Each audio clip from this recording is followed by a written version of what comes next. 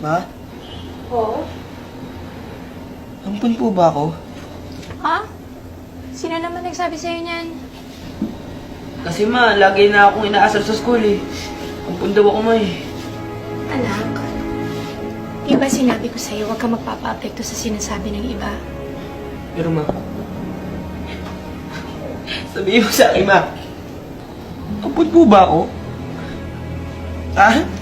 Ma! Ampun ba ako? Ha? May paliwanag mo pa ma. May paliwanag mo, bakit may 4 na baso ako sa likod?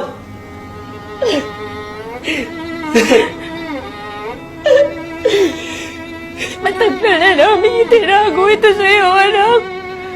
Pero sa palagay ko pa na pinagmalaman mo.